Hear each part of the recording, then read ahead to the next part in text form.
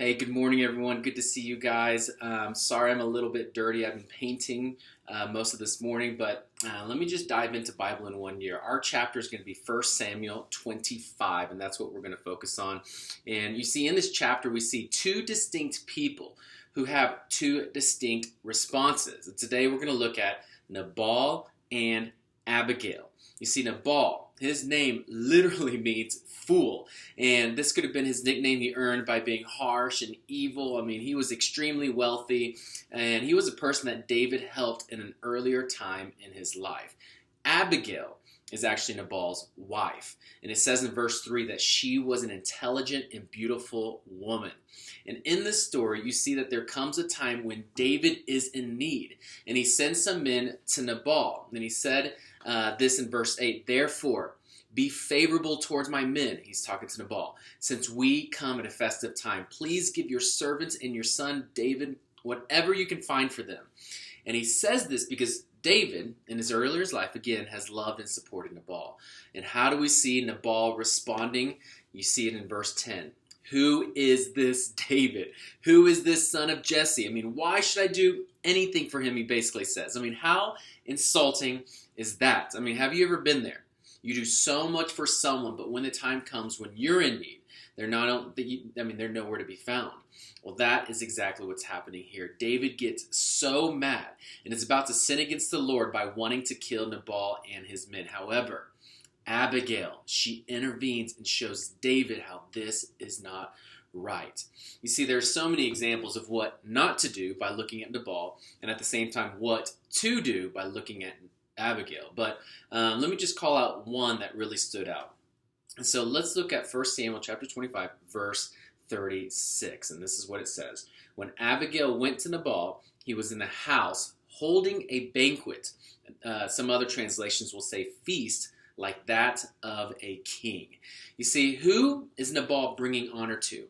Was he testifying about God's great deeds at his party? No, right? He was only about bringing honor to himself. In fact, let's go back and take a deeper look at verse 10 when Nabal responded to David's request. Here's what it says in two verses.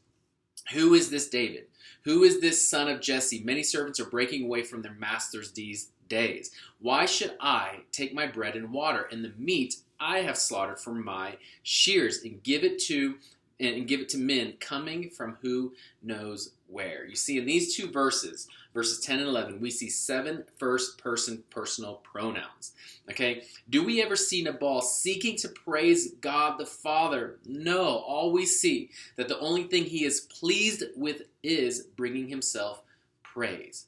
That's all he's pleased with. However, let's look at what Abigail says to David in verse 26. She says this, "Since the Lord has kept you from bloodshed and from avenging yourself with your own hands." Okay, now let's look at verse 28. "The Lord your God will certainly make a lasting dynasty for my Lord." Okay, now let's go to verse 29. It's the next verse. She says this, "Even though someone is pursuing you to take your life, the life of my Lord will be bound securely in the bundle of the living by the Lord your God. But the lives of your enemies he will hurl away as from the pocket of a sling." Okay, who do we see her praising? She praises God's protection and God's justice. Okay, excuse me. Last one, verse 30. She says this, "When the Lord has fulfilled for my Lord every good thing he promised concerning him and has appointed him ruler over Israel."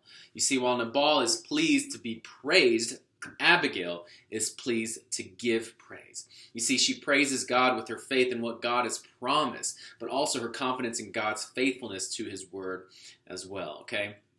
So, how do we do this? How do we do this? You see, in a culture that is so full of being praised and self-honor and self-promotion, how do we live a life that is pleased to give praise? You see, we all know that, part of humility is secrecy, right? That's part of humility. But it's actually more than that. It is actually anonymity, okay? It's where even if people are looking, it's still hard to find. And so here's the question. How much of God's power do you want to work through you? If you want it to be a lot, are you going to parade around that which brings you great honor, hanging on a wall where everyone can see? Or will you actually seek anonymity?